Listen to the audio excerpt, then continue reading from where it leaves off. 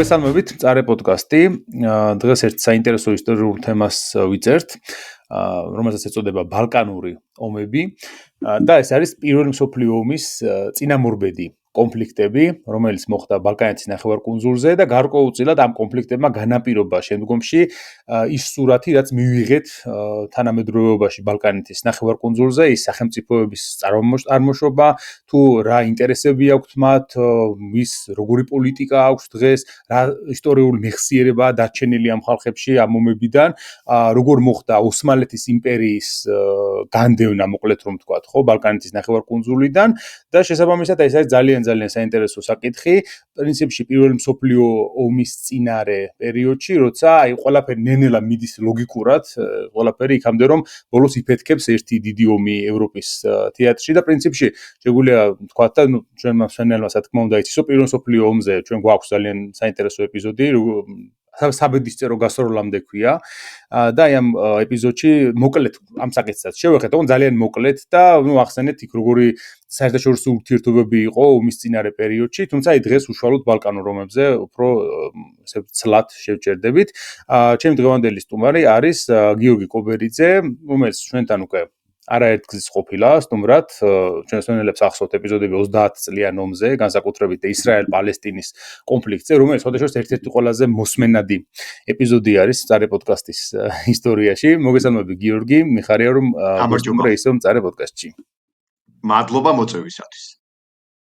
მოდი ცოტა ეს მოკლე შესავალი გავაკეთოთ, სანამ დავიწყებდით ხო ამ ეპიზოდს, რომ ჩვენ გვისაუბრია აქამდე ოსმალეთის ისტორიაზე, მე კი არა პოდკასტი როცა გავაკეთეთ, წარე პოდკასტი, თავიდან ერთ-ერთი პირველი სერია ეპიზოდებისა იყო თურქეთის ისტორიის შესახებ და ძალიან ესეთ მოკლე ზოგადად გადაუვარეთ თურქოლოგ სანდრო ბაკურაძესთან ერთად თურქეთის ისტორიას, მათ შორის რა თქმა უნდა ოსმალეთის იმპერიასთან შევეხეთ მის აღზევებასა და დაცემას და შესაძლოა აი ასევე ვეტყვის რომ გეგმაში არის ასევე ერთი ეპიზოდი დაგეგმილია ოსმალეთის იმპერიის დაცემაზე და იმედი მაქვს რომ ესეც პერიოდში ჩავიწერთ ამასაც.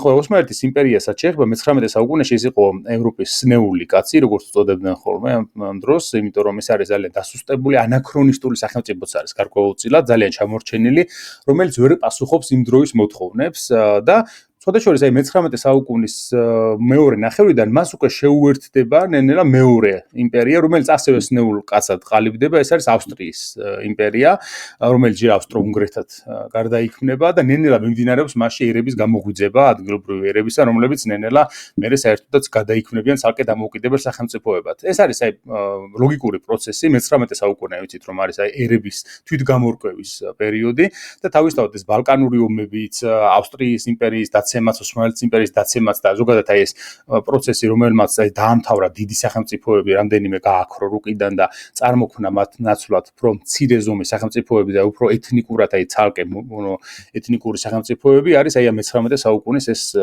პროცესი, რომლის დროსაც თითქმის ყველა ევროპელი ერი გამოერკვა, თუ ვინ იყვნენ ისინი, რა ენაზე უნდა ესაუბრათ, როგორ უნდა ემოქმედათ რაღაც ნაციონალისტური იდეები ჩამოყალიბდა მათში და თავისთავად ეს იდეები ბალკანეთზეც ძალიან აქტუალური იყო მე-19 საუკუნის მანძილზე ოსმალეთის იმპერიას ბალკანელი ერები არ ყევდნენ, მოკლედ რომ ვთქვათ და მას რა თქმა უნდა უცხოური ძალებიც იყენებდნენ სათავისოდ ოსმალეთის წინააღმდეგ, ხო, მათ შორის რა თქმა უნდა პირველ რიგში რუსეთი, რომელიც ხშირად აი მფარველის როლს მოირგებდა ხოლმე ბალკანელი ერებისა, განსაკუთრებით რელიგიური თვალსაზრისით, ხო, მართლმადიდებლების თვალსაზრისით და ავსტრიის იმპერიას თავისთავად, რომელსაც ასევე ჰქონდა ბალკანეთზე თავისი ინტერესები და ეს ინტერესები ზოგჯერ ეჯახებოდა ხოლმე ოსმალეთის იმპერიის და რუსეთის იმპერიის ინტერესებსაც.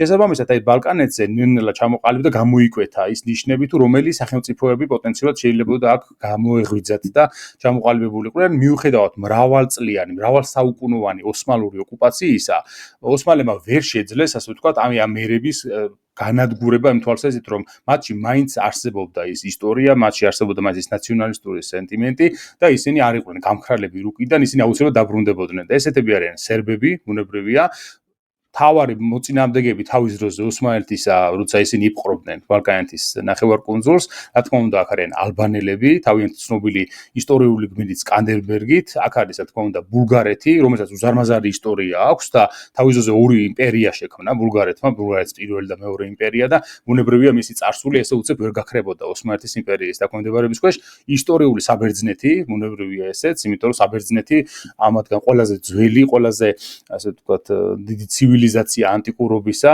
რომელიც საფუძველზეც ახლა ყალიბდებოდა თანამედროვე ბერძენი ერი და რა თქმა უნდა, ამ ყველას ხელს უწყობდა ის გარე ძალებიც, რომლებიც ცდილობდნენ ოსმალეთის იმპერიის დაშლის დაკნინების შემდეგ, ნუ აქედან რაღაცა მიიღოთ. რა თქმა უნდა, პირველ რიგში ეს იყო რუსეთი.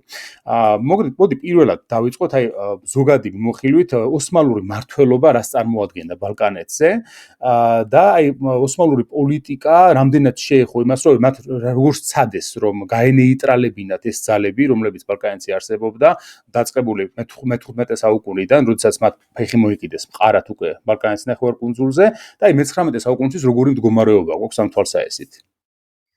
ძალიან საინტერესო არის თავად ის პროცესი, რომ ნაციონალიზმის ტალღა მე-19 საუკუნეში წამოვიდა დასავლეთიდან აღმოსავლეთით.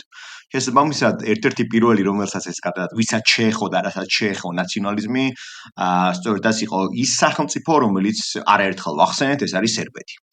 სერბეთთან შესაბამისად, სერბეთზე ჩვენ როდესაც საუბრობთ, უნდა დაგვაუწყდეს, რომ სერბეთის ამბიციები ბალკანის რეგიონში ყოველთვის ძალიან დიდი იყო. და შეიძლება ვთქვათ, რომ სერბეთის იმპერიული თუ შეგვიძლია ვთქვათ, ან სერბეთის უფრო სახელმწიფოებრივი სურვილები გამხდარიყო ის რეგიონში წამყვანი ძალა, პრინციპში საკუთარი ტრაგედიიდან გამომდინარეობს. ის რომ სერბეთის სახელმწიფოებრიობის, ესე ვთქვათ, ზრდის სტადიაზე მოხდა მისი განადგურება, როდესაც კოსოვოს მდელოზე მოხდა, ასე ვთქვათ, სერბეთის სახელმწიფოებრიობის გაქრობა, მიუხედავად იმისა, რომ ამას თავად სულთანის სიცოცხლეც ემსხვერპლა. სხვა რაღაც არის აქ საინტერესო. აქ არ არის მხოლოდ ის, რომ მე-15 საუკუნეში სერბეთი როგორც სახელმწიფო ქრება. ან ის არ არის საუბარი ის, რომ სერბეთი მოგვიანებით დგება ერთ-ერთ მთავარ სამსახურში, შეგვიძლია ვთქვათ, ოსმალეთის იმპერიის სასარგებლოდ. არამედ მთავარი არის ის, რომ სერბეთი ერთ-ერთ მთავარი გასაღებად მიაჩნდა ავსტრიისა და ავსტრო-უნგრეთის იმპერიას ბალკანეთის კონტროლისათვის. ამას იმიტომ ვამბობ და იმიტომ უსვამ ხას, რომ ზოგადად მე-19 საუკუნის შუა წლები არის ერთ-ერთი ყველაზე მნიშვნელოვანი პერიოდი მთელი ევროპის ისტორიაში. იმიტომ რომ ამ პერიოდში მართლაც როგორც ხედავთ დასავლეთიდან აღმოსავლეთისკენ ნაციონალისტური განწყობები იღვიძებს და პირველ რიგში ეს განწყობები არის ეთნოკულტურული, ესე ვთქვათ, ეთნოკულტურული ფასეულობების ხელახალი გააზრება, შეგვიძლია ვთქვათ, იმიტომ რომ ნაციონალიზმს რამდენიმე სკოლა აქვს, ხო? ერთ-ერთი ცნობილი სკოლა არის პრიმორდიალიზმი, რომელიც ამბობს, რომ ნაციონალიზმი თითქოს უფრო თანდაყოლილია. მეორე სკოლა მოდერნიზმის ამბობს, რომ უფრო მეტად ეს ტექნოლოგიებთან ერთად მოხდა, ესე ვთქვათ, მისი ტრადიციებისა და სახელმწიფოებრიობის ხელახალი, ესე ვთქვათ, წინ წამოწევა, იმიტომ რომ ასე აწყობდათ ელიტებს. მაგრამ შეგვიძლია ვთქვათ, რომ ეთნოკულტურული სიმბოლიზმი, როგორც ყველაზე საინტერესო სკოლა ნაციონალიზმის, კარგად ასახავს და კარგად აღწერს იმას, თუ რა ხდებოდა მაშინდელ ევროპაში და მაშინდელ ბალკანეთში, რა თქმა უნდა. ამას იმიტომ ვამბობ, რომ ეთნოკულტურული სიმბოლიზმი წარსულის ხელახლა გადააზრებაზე იყო ორიენტირებული. გადააზრებაზე და არა მაინც და მაინც ვერტიკალურად, ანუ ვიღაცა ელიტის მიერ ნაკარნახევი პოლიტიკით უნდა წარმართულიყო ქვემოთ, არამედ ეს იყო პროცესი, რომელიც მათ შორის ჰორიზონტალურად ან გულისხმობდა საზოგადოების შიგნით გარკვეული წევრების მხრიდან მსჯელობას, აკეზებას, გახსენებას, ისტორიის ხელახალ ინტერპრეტაციას. და როდესაც ჩვენ საუბარი გვაქვს სერბეთზე, სერბეთის ტრაგედიის გააზრება, სწორედაც მე-19 საუკუნეში ძალიან საინტერესოდ იწყება. იწყება პირველ რიგში იმით, რომ ხედავთ, რომ 1815 წელს არის მასობრივი აჯანყება უშუალოდ ოსმალების წინააღმდეგ და ხედავთ, რომ ამასთანავე სერბეთი ხდება ერთგვარი შუქურა, ან შეგვიძლია ვთქვათ, ერთგვარი გიდი სხვა პატარა სახელმწიფოების, პატარა ერებისათვის, თუ როგორ უნდა მოეხდინათ საკუთარი იდენტობის, ასე ვთქვათ, განსაზღვრა. და ამაში უკვე შემოდის ის სახელმწიფო, რომელშიც ერების განსაზღვრების ეს ტალღა გარკვეულწილად მომხდარია. საუბარი მაქვს ავსტრო-უნგრეთის იმპერიაზე, რომელმაც ძალიან მძიმე პერიოდი გამოიარა 1840-იანი წლები, ხო, ერების გამოღვიძების სტადია მისსავე შიგნით. და სწორედ აი ავსტრო-უნგრეთის იმპერია არის ის, ვინც თავდაპირველად სერბეთს როგორც საფრთხეს ისე არ აღიქვამს. ეს არის ძალიან საინტერესო დეტალი, იმიტომ რომ მოგვიანებით ჩვენ აღმოაჩენთ, რომ ავსტრო-უნგრეთის იმპერია და თავადაც ნიკა როგორც აღნიშნეთ, ძალიან მალევე პირველ მსოფლიო ომში აღმოჩნდება, რომ სწორედაც სერბეთის და სერბული პრობლემის გამო იწყება, ხო? პირველი მსოფლიო ომი შეგვიძლია ასეთი დეფინირება მოუძებნოთ ამ ყველაფერს, მაგრამ თავდაპირველად ავსტრია პირიქით ამბობს, რომ გასაღებია შეიძლება თქვა ბალკანეთის კონტროლისათვის სერბული სახელმწიფოს, სერბული ნაციონალიზმის ხელშეწყობა. რადგანაც ის ამ საუბარი მაქვს ავსტრიის იმპერიაზე არ ხედავს და ვერ ხედავს ავსტრიისგან იმ მომავალ საფრთხეს, რომელიც მოგვიანებით დადგა, რა თქმა უნდა, ეს იყო საკითხი ბოსნიასთან მიმართებით, ეს იყო საკითხი ადრიატიკის ზღვასთან მიმართებით, ეს იყო საკითხი ალბანეთთან მიმართებით.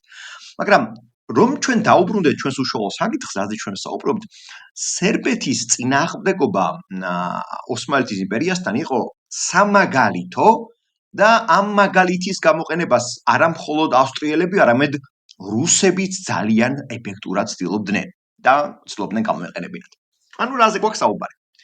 ნაციონალური მობილიზაცია და სახალხო ამბოხი და სახალხო ამბოხი ეთნო-რელიგიურ ნიადაგზე ეს არის განსხვავებული მოვლენა იმასთან, რაც ბერძნების აჯანყებასთან ჰქონდა საქმე. ხო, იმიტომ რომ ბერძნების აჯანყება მეტწილად იყო დაკავშირებული, რა თქმა უნდა, ადგილობრივი მოსახლეობის ეს ისტორიის გახსენებასთან, მაგრამ უფრო ესეთი ცენტრალიზებული, ან როგორ ვთქვათ, მასობრივად გააზრებული და გადააზრებული საკუთარი წარსული ისტორიის შედეგად კი არ მომხდარა, არამედ ეს იყო პრაქტიკულად ის რელიგიური ნიშანი, ის რელიგიური ხაზი, რომელიც ეფექტურად იქნა გამოყენებული ძალიან, მათ შორის საგარეო ძალების მიერ, საუბარი მაქვს რუსეთსა და დიდ ბრიტანეთზე, რომლებმაც ეფექტურად გამოიყენეს ბერძნული საკითხი და ოსმალეთის დასასუსტებლად და კიდეც მოუგეს, ესე ვთქვათ, ოსმალეთს ეს ომი, მაგრამ სერბეთის საკითხი უფრო მეტად შიდა, ინტეგრალური საკითხი იყო, უფრო მეტად, ასე ვთქვათ, სერბეთის შიგნით მოიხარშა ეს იდეა აჯანყების შესახებ და შესაბამისად ეს უფრო მეტად ნაციონალისტური იყო.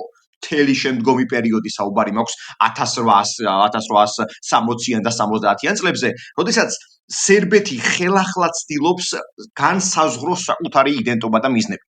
მაგრამ აი სწორედ ამას მინდა გავუსვა, რომ თუკი 1880-ან, 20-ან, 30-ან, 50-იან წლებშიც კი ავსტრია სერბეთისაგან არ მოელის საფრთხეს, უკვე 60-იან და 70-იან წლებში იმდენად ყალიბდება ეფექტურად სერბული ნაციონალიზმის ხაზი და სერბული, ესე ვთქვათ, იდენტობის ხაზი, რომ პრაქტიკულად ავსტრია კარგად ხედავს, რომ სერბეთი მომავალში შეეცდება დიდი სერბეთის ჩამოყალიბებას.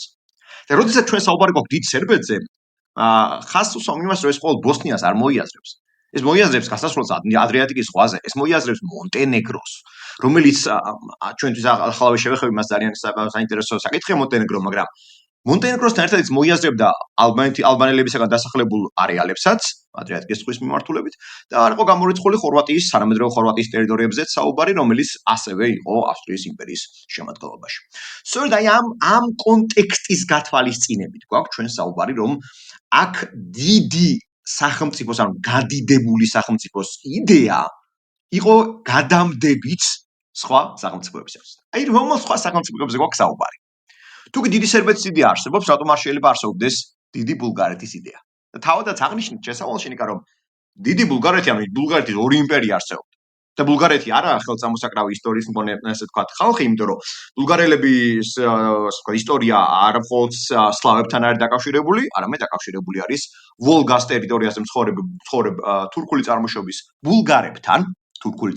ბულგარებთან, რომლებიც მე-7 საუკუნეში მოდიან ბალკანეთში და პრაქტიკულად ძალიან დიდი აგრესიით გამოირჩევიან და ანადგურებენ კიდეც ბიზანტიურ არმიებს და ბიზანტიის იმპერატორებისგან ამზადებენ სასმისებს, ბიზანტების იმპერატორების თავის ქალისგან ამზადებენ სასმისებს. ანუ საუბარი გვაქვს ძალიან ძლიერ და ძალიან საშიში იმპერიაზე. თუმცა მოგვიანებით ბულგარეთი, რა თქმა უნდა, უფრო მეტად ეს თავის თურქულ ელიტას გარკვეულწილად იშორებს და უფრო მეტად სლავურ ყაიდაზე, თუ შეგვიძლია ასე დავახასიათოთ, ყალიბდება. მაგრამ როდესაც მოდიან ოსმალები, ოსმალეთის მხრიდან განსაკუთრებულად იქნა აქცენტი გაკეთებული ისტორიული რუმელიის ტერიტორიის ისლამიზაციასა და შეგვიძლია ვთქვათ ოსმალეთიზაციაზე ან თურქიზაციაზე. რუმელიას რომ საუბრობთ, ვაღნიშნოთ რომ ეს მოიცავს თრაკიას, ანუ კონსტანტინოპოლი ადრიატიკის ტერიტორიას, სალონიკამდე შეგვიძლია ვთქვათ. ეს მოიცავს ისტორიულ მაკედონიას, რომელიც გულისხმობს საბერძნეთის მაკედონიას, გულისხმობს ჩრდილოეთ მაკედონიას, გულისხმობს პატარა მაკედონიის ტერიტორიას ბულგარეთის მიმართულებით და მცირე ტერიტორიას თანამედროვე სერბეთის მიმართულებით. და ასევე გულისხმობდა ალბანეთი და მონტენეგროს ტერიტორიას. როგორც აღნიშნე, ოსმალეთისათვის ეს ტერიტორიები იყო საკვანძო. ანუ მისი კონტროლისათვის და აქ ამ ტერიტორიაზე არა მხოლოდ ისლამის ეფექტურ გავრცელებას ცდილობს ის, არამედ რაც ყველაზე საინტერესოა, ის ამ ტერიტორიაზე ასევე ასახლებს კიდეც ადგილობრივ თურქულ ხალხებს. და სხვათა შორის ამის მემკვიდრეობა დღესაც არსებობს. ჩვენ შეგვიძლია ვთქვათ, რომ ბულგარეთში ეთნიკური უმცირესობებზე თუ ვილაპარაკებთ, ერთ-ერთი ყველაზე დიდი ეთნიკური უმცირესობა სწორედ თურქული მოსახლეობაა, რომელიც კომპაქტურად კი არ ცხოვრობს. თითქმის მთელ ბულგარეთში არიან გაფანტულები, იმიტომ რომ ეს სამართალმემკვიდრეობაა რეალურად რაც მიიღო ბულგარეთმა. და მსგავსი სამართალმემკვიდრეობა ჰქონდა, თუ პოლიტიკური მემკვიდრეობა უბრალოდ ტერმინი იქნებოდა, მსგავსი პოლიტიკური მემკვიდრეობა ჰქონდა მაკედონიასაც, სადაც მაგალითად ისეთი ქალაქი როგორც იყო სალონიკი, იგივე თესალონიკე, იქ დაიბადა საერთოდ ქემალ ათათურქი, ხო? ანუ იმდენად სერიოზული იყო იქ თურქული მოსახლეობის კვალი და თურქეთის მოსახლეობის ჩასახლება. მსგავსი რამ განიცადა განსაკუთრებით მძიმედ ალბანეთმა და ამის მიზეზი სწორედაც თავადაც აღნიშნეთ, სკანდერბეგი იყო ერთ-ერთი მთავარი მიზეზი იყო ის, რომ სწორედაც ალბანელები წლების განმავლობაში ყველაზე მეტად უწევდნენ წინააღმდეგობას უშუალოდ ოსმალურ გავლენას და ამასთანავე ვხედავთ, რომ ამ ტერიტორიაზე მოგვიანებით იმდენად მოხდა ამ ტერიტორიის ისლამიზაცია და შემომტკიცება, რომ მოგვიანებით ალბანური კლანი ხდება ერთ-ერთი წამყვანი ოსმალეთის იმპერიაში. ამიტომ რომ შევაფასოთ ეს ყველაფერი, და ვთქვათ, ოსმალეთმა მაქსიმუმი ჩადო თავისი რუმელიის ამ ფართო ტერიტორიის ადრიატიკის ზღვიდან კონსტანტინოპოლამდე ისლამიზაციასა და ესე ვთქვათ ოსმალიზებაში, ანუ თურქულ მოსახლეობის შესახლებაში და სწორედაც აი ამ კონტექსტის გათვალისწინებით ნაციონალიზმი გულისხმობს იმას, რომ ადგილობრივი მოსახლეობა თურქულ მოსახლეობას არა მხოლოდ ეჭვის თვალით, არამედ ღიად მტრად აღიქვამს. ამიტომაც არის, რომ ბალკანური ომები, პირველი და მეორე ომი, რომელზეც ახლა ჩვენ ვისაუბრებთ, იყო არა მხოლოდ ომი დაუშვათ რაღაცა რელიგიურ ნიადაგზე, არა მხოლოდ საგარეო ძალების ჩარევით და არა მხოლოდ ის, რომ ვიღაცა შეიძლება ეს ეკონომიკური ინტერესი ჰქონდა ამ ყველაფერზე, არამედ ეს იყო ბრძოლა ეთნიკური, ბრძოლა ნაციონალური სარჩულით და პრინციპში ამიტომაც მოყვამას ეთნიკური წმენდების მთელი რიგი სერია მთელს ამ ტერიტორიაზე, ხო? და როგორც ვთქვით, დიდი სერბეთის იდეა თუ არსებობდა, დიდი ბულგარეთი რატომ არ უნდა არსებულიყო? რატომ არ უნდა არსებულიყო დიდი საბერძნეთი, ხო, რომელიც მთელ მაკედონიაზე იწევდა და მთელი მაკედონიის სურვილი ჰქონდა და სხვათა შორის მაკედონიის პრობლემა არის საკვანძო. იმიტომ რომ მაკედონიაში, როგორც ვთქვით, ჩვენ თურქული მოსახლეობა კი ცხოვრობდა ჩასახლებული, მაგრამ მაკედონიაში იყვნენ სერბული მოსახლეობაც, ბერძნული მოსახლეობაც, ბულგარული მოსახლეობაც, ანუ სლავური მოსახლეობაც და ყველა მათგანი, ანუ საუბარი მაქვს სერბეთი, ბულგარეთი, საბერძნეთი ითხოვდა ამ ტერიტორიის პოტენციურ კონტროლს. ამიტომაც რუმელია ეს ფართო ზონა ბუნებრივად წარმოადგენდა ამ ეფექტური საომარი ტერიტორიების არეალს, რომელიც ყველა ვარიანტში უნდა მომხდარიყო, ეს ყველა როგორ ვთქვათ, დროზე დამონტაჟებული რაღაცა ნაღმი, რომელიც როდის აფეთქდებოდა მხოლოდ აი დროის მოახლოებასთან ერთად შეიძლება ყოფილიყო, ისე ვთქვათ, უფრო ნათლად წარმოდგენილი, ხო? და აქვე ვთქვათ, ისეთი სახელმწიფოს როლის, როგორიც არის რუსეთი. იმიტომ რომ რუსეთის მცდელობა ჩარეგულიყო ბალკანეთის საკითხებში საკმაოდ ძველია. ეს ძველი იდეა პირველ რიგში მომდინარეობდა მათ შორის ყირიმის ომის წინა პერიოდში, როდესაც 1853-1856 წლებში საფრანგეთმა და დიდმა ბრიტანეთმა რუსეთი დაამარცხა ყირიმში ომში, მაგრამ საინტერესო არის ის, რომ მათი დამარცხების ერთ-ერთი мотиваცია იყო ის, რომ რუსეთი ძალიან ეფექტურად და ძალიან ღრმად ერეოდა ოსმალეთის საკითხებში და შემდგომში შეიძლება მას დაეკავებინა ისეთი ქალაქი, როგორც იყო კონსტანტინოპოლი, ანუ ისტანბულზე გვაქვს საუბარი. აი ამ მომენტისათვის ყირიმის ომის შემდგომ თითქოს სიტუაცია დაალაგებული იყო, მაგრამ 1878 წელს სიტუაცია კარდინალურად შეიცვალა. რატო? რა მოხდა 1878 წელს და რატო გახდა ეს შემდგომში წინაპირობები სხვა დანარჩენი ომების, მათ შორის, რა თქმა უნდა, ბალკანური ომების. ანუ 1878 წელს ძალიან ახლოს იყვნენ მისულები კონსტანტინოპოლთან რუსები და ეს ამის ერთ-ერთი ეს ვთქვათ შეჭრის და ერთ-ერთი ომის როგორ ვთქვათ მიზეზი იყო ის რომ ბულგარეთში ბულგარელები ცდილობდნენ დამოუკიდებლობის მოპოვებას ოსმალეთისგან და რუსეთმა განახორციელა ერთგვარად ჰუმანიტარული ინტერვენცია თუ თანამედროვე ტერმინს გამოვიყენებთ. ანუ ის არამხოლოდ რაღაცა ოსმალეთს ებრძვის ცალკეული ტერიტორიებისათვის და ასე ვთქვათ ადგილობრივი მოსახლეობის უფლებების დაცვისათვის, არამედ უშუალოდ კონკრეტულ შემთხვევას იღებს, ბულგარეთის შემთხვევას 1876-15 წლებზე მაქვს საუბარი და ცდილობს რეალურად ეს გამოიყენოს შემდგომი ერიშისათვის უშუალოდ ოსმალეთის წინააღმდეგ, ოღონდ როგორც სახალხო გამათავისუფლებელი, როგორ ვთქვათ, შველელი არმიის როლი მოირგოს და სახე მოირგოს ოსმალეთის იმპერიის წინააღმდეგ. აქვე ჩაურთოთ 1877-18 წლების რუსეთ-ოსმალეთის ომზე მწარე პოდკასტზე გვაქვს ეპიზოდი, რომელზეც თორნიკე შარაშენიძე იყო სტუმრად და ვისაც დაგაინტერესებთ რომ აი ამ თემასთან ერთად იმასაც ისიც განიხილოთ, უფრო დეტალურად მოусმინოთ, არის ეპიზოდი და შეგიძლიათ ისიც ნახოთ და რაღაცნაირად მიაბათ ამ საკითხს ესიც. Ja, absolutურად ძალიან საინტერესო პოდკასტია ნამდვილად, ეგ კონკრეტული ეპიზოდი, ისე როგორც მე სხვა ეპიზოდები, მაგრამ რა შეგვიძლია ვთქვა ჩვენ რომ ამ ინტერვენციის შემდეგ და თანავე პრინციპში რუსეთი ცდილობს შემოიტანოს კიდევ ერთი ახლებური იდეა. არა მხოლოდ ის იდეა, რომელიც წარსულში არსებობდა, რომ მოდი ცარგრადი, რომელიცაც მოხსენებული იყო კონსტანტინოპოლი, რომ ცარგრადი გახდეს ერთგვარი ცენტრი, უშუალოდ რუსული კონტროლის ზონად იქცეს ეს და ეს ყველაფერი, არამედ ეს მოაზრებული იყო ისიც, რომ პანსლავური იდეები შემოიტანათ. ანუ შეექმნათ არა მხოლოდ დიდი სერბეთი, ან არა მხოლოდ დიდი ბულგარეთი, ან არა მხოლოდ დიდი მონტენეგრო, არამედ შეექმნათ რეალურად ერთი სლავური კონფედერაცია ან სახელმწიფო. ანუ პანსლავური იდეები არის განსაკუთრებით მნიშვნელოვანი, სწორედ 78 წლის შემდეგ, იმიტომ რომ ამ იდეების მხარდაჭერა რუსეთის მხრიდან იზრდება. მიუხედავად იმისა, რომ რუსეთი იგებს ამ ომს და მიუხედავად იმისა, რომ ბულგარეთი რეალურად დამოუკიდებელი ხდება, მიუხედავად იმისა, რომ მონტენეგრო დამოუკიდებელი ხდება, უკვე დე იურე თორე დე ფაქტო დამოუკიდებლები არიან.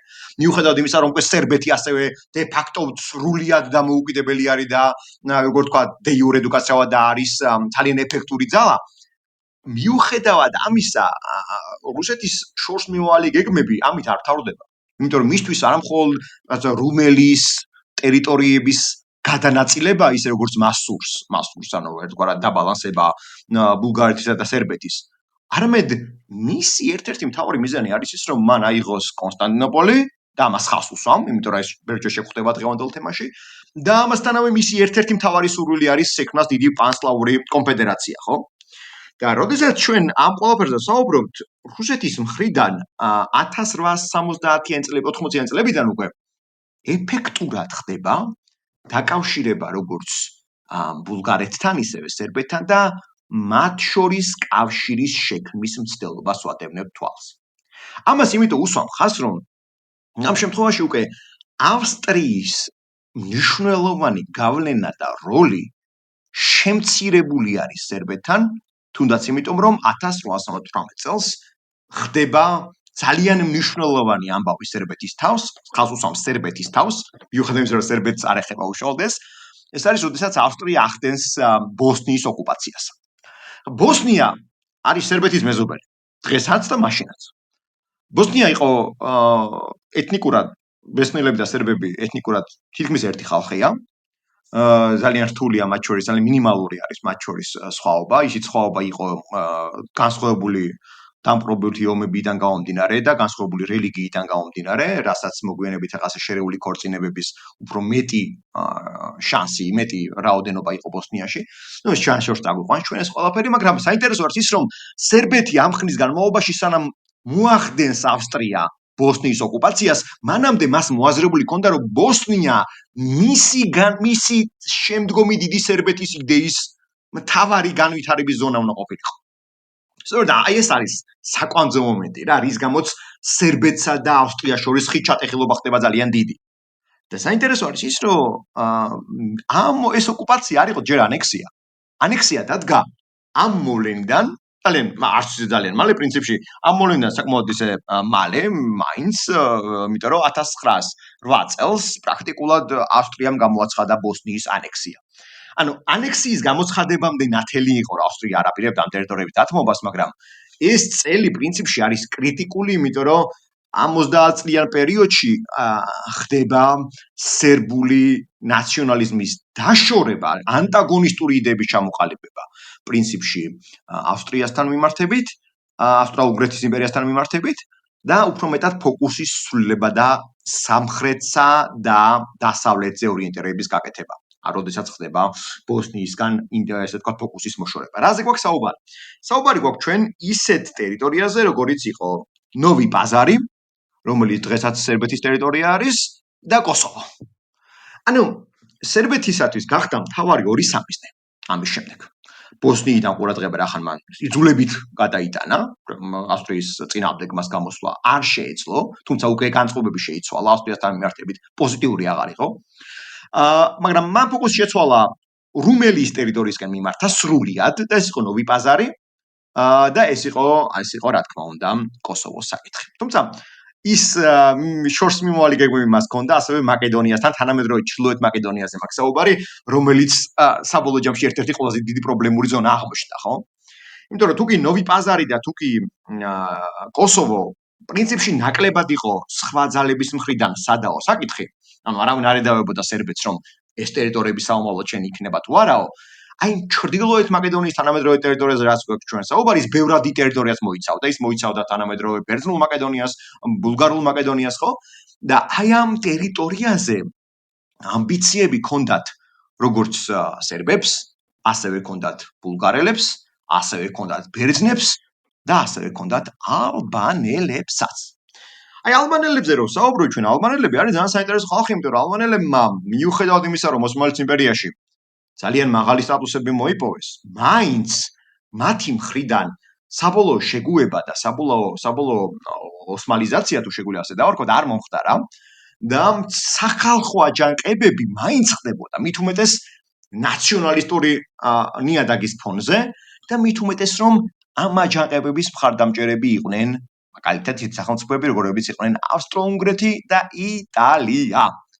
ამიტომაც აქ ჩვენ უნდა შემოვიყვანოთ სხვა გარეძალები, რომ უკეთ გავიგოთ ეს ამბავი, და სხვა გარეძალა არის იტალია. ძალიან კომპლექსური საჭადრაკო დაკვაც კი წააგავს ეს ყველაფერი, მაგრამ სინამდვილეში ძალიან მალე დალაგდება ეს ყველაფერი, ხო? ანუ ესე ვთქვათ, სლავური ნაწილების მხარდამჭერი არის რუსეთი, ღიად რო ვთქვათ, მათ შორის მოაზრებული არის მონტენეგრო, მათ შორის მოაზრებული არის სერბეთი და ბულგარეთი. თუმცა მონტენეგროს სანაპირო ზოლი ისეთი ქალაქი როგორც არის კოტორი, იქ იტალიური გავლენები ძალიან დიდი იყო და სხვადასხვა დღემდე კათოლიკეები ცხოვრობენ კოტორში.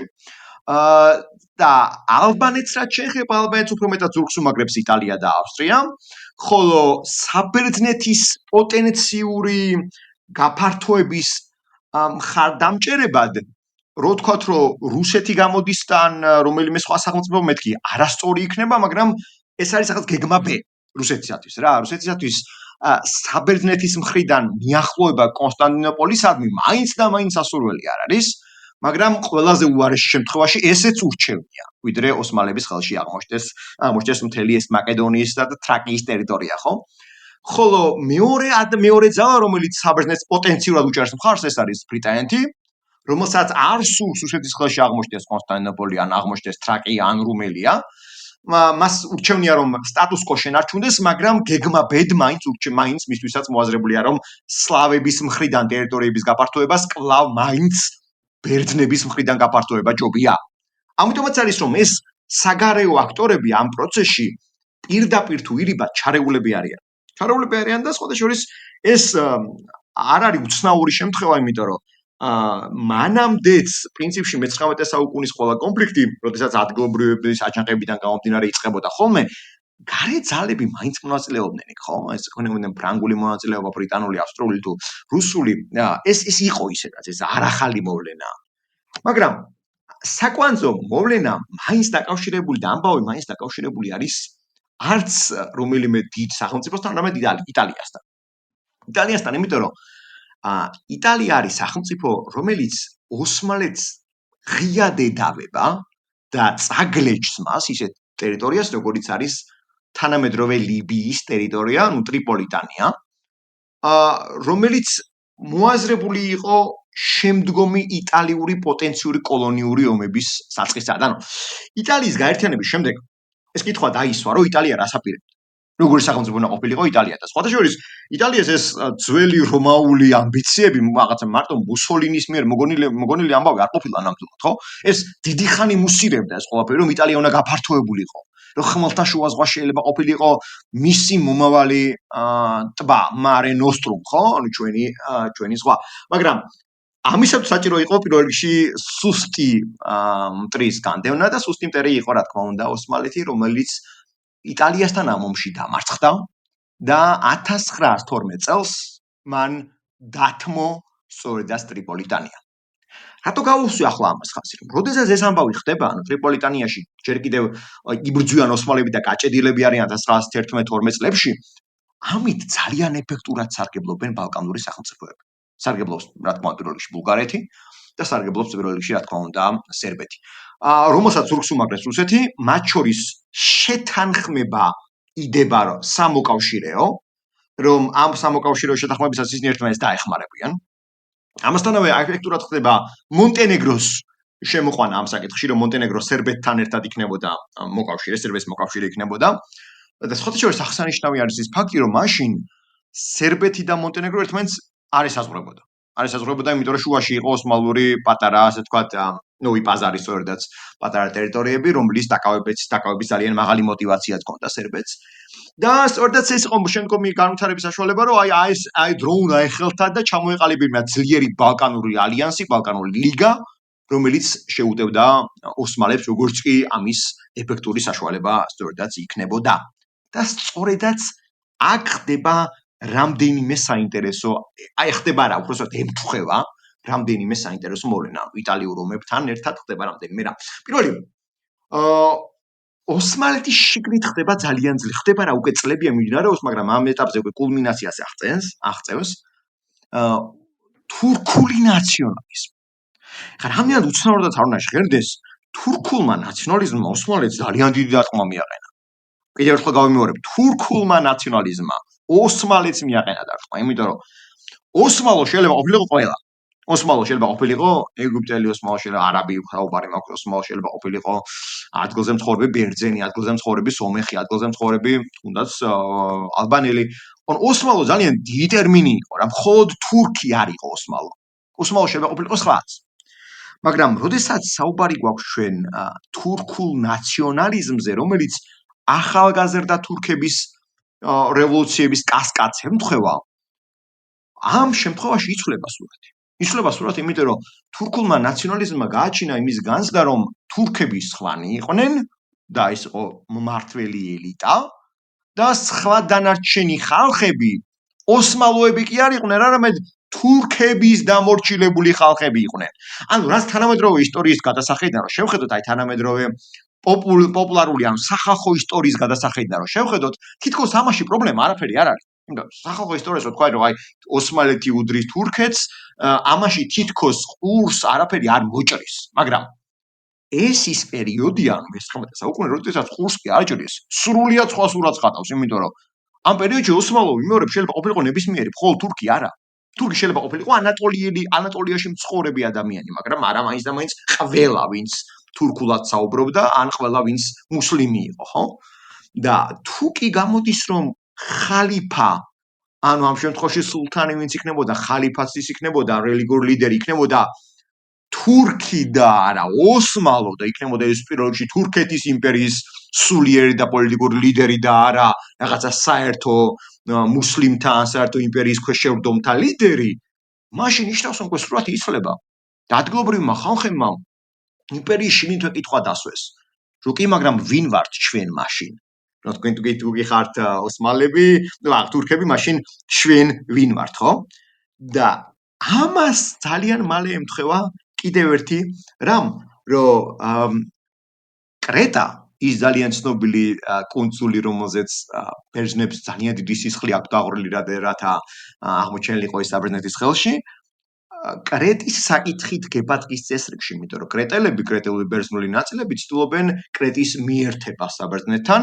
ანუ რეალურად დიდი საბერძნეთის იდეის პრაქტიკაში განხორციელებას, რაც გახდა იმის მთავარი мотиваცია, რომ საბერძნეთი საბერძნეთს ეპოვა საერთო ენა ბულგარელებთან და სერბებთან. ანუ უყურეთ, მაკედონიის საკითხი ყველაზე მძიმე იყო. თრაკიის საკითხი ყველაზე მძიმე იყო და გადაუჭრელი იყო, მაგრამ აი რადგან კრეტის საკითხიც ძალიან მძიმე იდგა უკვე ჯობდა რომ ჯერ თურქები ანუ ოსმალები განედევნათ ბალკანეთიდან და მერე გადაეწყვიტათ თავიანთი პრობლემა. აი ამაზე მოხდა შეთანხმება, მაგრამ საინტერესო არის ის, რომ ეს შეთანხმება იყო ვერბალური.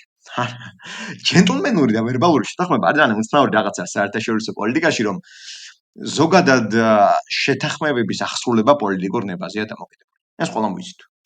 მაგრამ თუ კი ეს წერილობითი არის დოკუმენტი, მისი დარღვევა ძალიან მძიმე პოლიტიკური რეპუტაციის ფასია და შესაბამისად ესე არავინ არ ცდილობს, ეს არავინ არ აკეთებს, რომ ეგრევე დაარღვიო. წერილობით შეთანხმება. მაგრამ ზეპირი შეთანხმება საერთოდ არაფერზე არაა დაფუძნებული.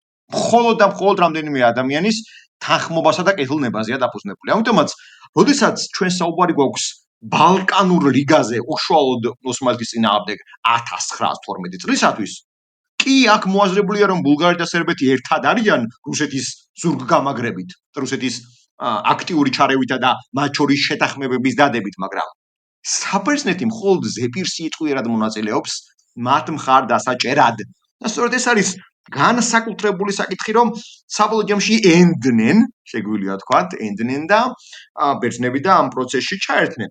ხოდაშორის საინტერესო არის ის, რომ ოსმალეთის მოსახლეობა ამ წუთას არის, ამ პერიოდში არის 25 მილიონი, 26 მილიონი ადამიანი და მოსახლეობის უმეტესი ცენტრი არის აზიურ ნაწილში, ოსმალეთის იმპერიის და სხვათა შორის საკმაოდ ცუდ მდგომარეობაში, იმიტომ იტალიასთან მარცხმა ოსმალეთის არმიას, რომელიც დაახლოებით 9 მილიონისგან შედგება, ცოტა მეტისგან შედგება, საკმაოდ დიდი დემორალიზება გამოიწვია ამ არმიაში.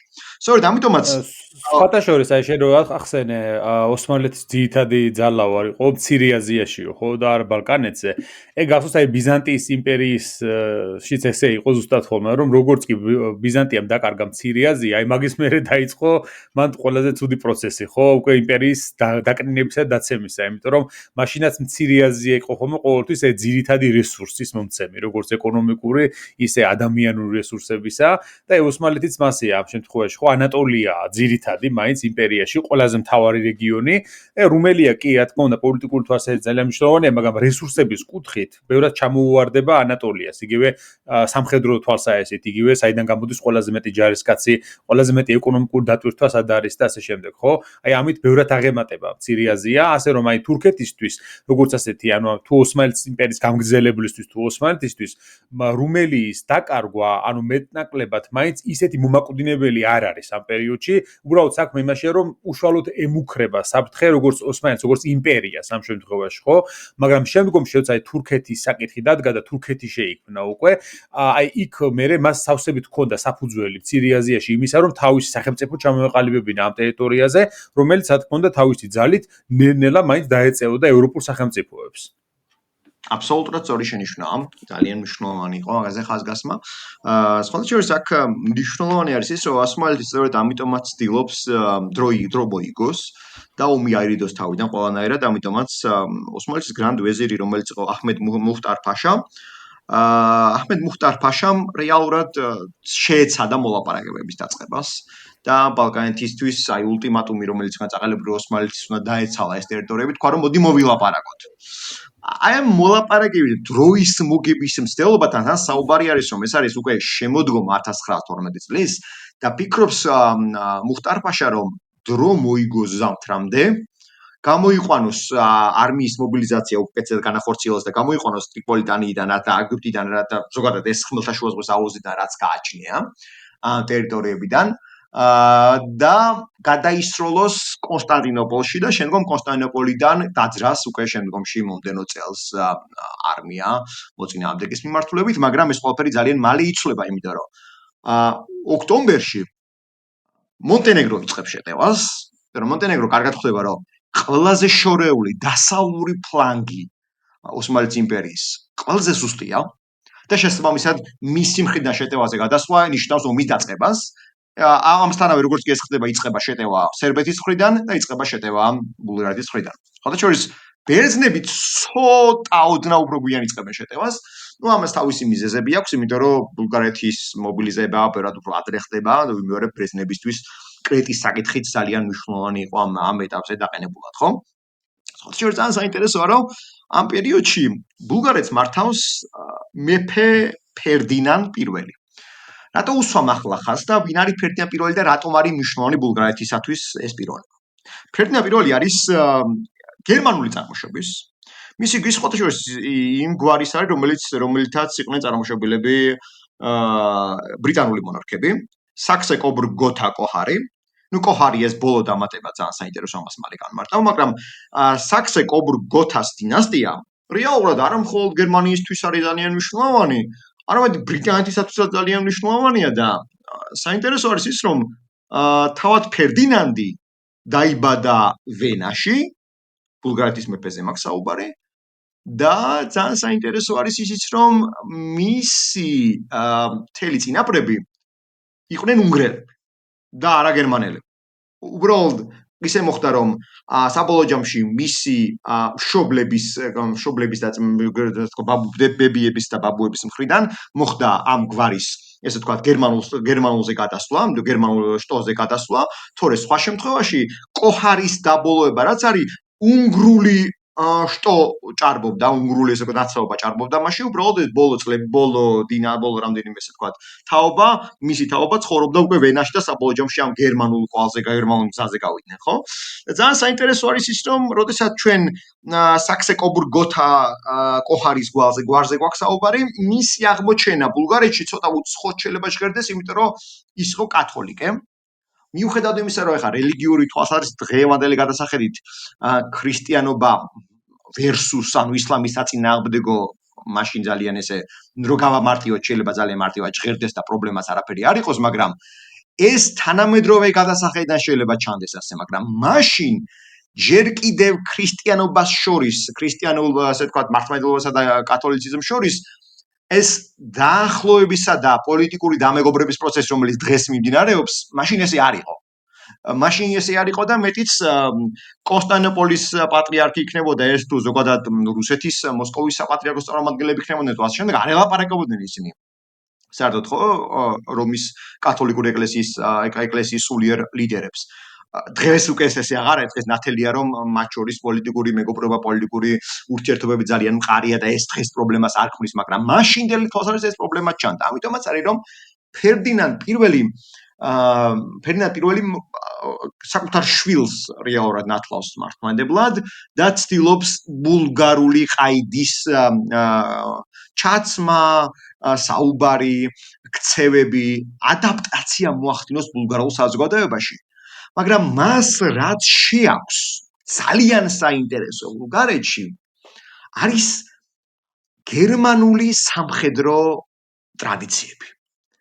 და ამას იმიტომ უსამხას, რომ გერმანია ზოგადად ერთ-ერთი ყველაზე მილიტარიზებული სახელმწიფოა ჩვენ ვიცით მე-19 საუკუნიდან მოყოლებული და ვიცით ისიც რომ გერმანიაში ეს სამხედრო ტრადიციები, მათ შორის ეს კლაუზევიცისეული ტრადიციები ძედი ხანი არსებობს, ხო? იწერება ამ ყველაფერზე და ის კი არა პრუსიაზე ხუმრობაც არსებობს, რომ თუ კი ჯარს ყავს, თუ კი სახელმწიფოს ყავს ჯარი, პრუსიის შემთხვევაში ჯარს აქვს სახელმწიფო. ანუ ისეთ სხვანაირი სიტუაცია იყო. ამიტომაც არის რომ ეს შეაქვს ბულგარეთში მას ძალიან დიდი სამხედრო ტრადიციები და პრინციპში ჩვენ ვხედავთ კიდეც ერთ-ერთ ყველაზე დიდ სამხედრო მობილიზაციას, რაც კი ზოგადად შეიძლება ბალკანეთის ქვეყნებს და ხალხებს უნახავს, როდესაც ბულგარეთმა გამოიყვანა 350,000 სამხედროსაგან შემდგარი ნაწილები პირველ ბალკანურ ომში. ანუ კოლოსალურ ციფრზე გვაქვს ჩვენ საუბარი, ხო? კოლოსალურ ციფრზე. საინტერესო არის ის, რომ ბულგარელები ცდილობენ ეს რიცხობრივი უპირატესობა გამოიყენონ ძალიან ფოკუსირებული შეტევით. აი განსხვავება ის არის, რომ ოსმალეთის პრობლემა გახლავთ მისი ფრონტის მრავალი მიმართულება. მაგრამ ბულგარელები ცდილობენ რომ ეს გამოიყენონ ძალიან ფოკუსირებულად უშუალოდ ადრიანოპოლის და უშუალოდ კონსტანტინოპოლის ასაღებად. ანუ ურტყავენ ესე ვთქვათ თრაკიას და ურტყავენ უშუალოდ კონსტანტინოპოლის მიმართულებას ისინი ძალიან ეფექტურად და ძალიან სწრაფად. ამიტომაც მოხდა რომ როდესაც ჩვენ ერთ-ერთი ყველაზე პირველი ბრძოლა ვიხილეთ ამ პერიოდში ადრიანოპოლთან ეს იყო კირკ-კილისის ბრძოლა ეს კილისი გახლავთ კარგად გამაგრებული სამხედრო პოზიციები ოსმალების ამ ტერიტორიაზე თავდასხმა ოქტომბერში ჩამოშლის პირველ თავდაცვის ზღუდეს ოსმალებისას და ადრიანოპოლი ექცევა ალყაში და ოსმალები იხევენ უკან კონსტანტინოპოლისაკენ, რასაც მოყვება კიდეც მეორე ბრძოლა, ეს არის ლულე-ბურგასის ბრძოლა და ლულე-ბურგასის ბრძოლაში 40,000 ადამიანი იღუპება ბრძოლაში.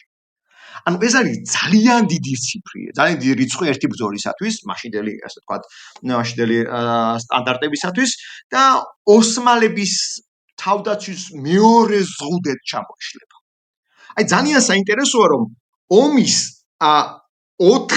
დაწყებიდან 4 კვირაში, ანუ ნოემბრის პერიოდში ოსმალების მთელი ორი თავდაცვის ზღუდე ჩამოშლილია და ოსმალები იხევენ ძალიან სწრაფად კონსტანტინოპოლისაკენ და კონსტანტინოპოლთან არის აგებული თავდაცვის მესამე ზღუდე და მესამე ზღუდე არის ძალიან საინტერესო, ეს არის ჩატალჯას ზღუდე.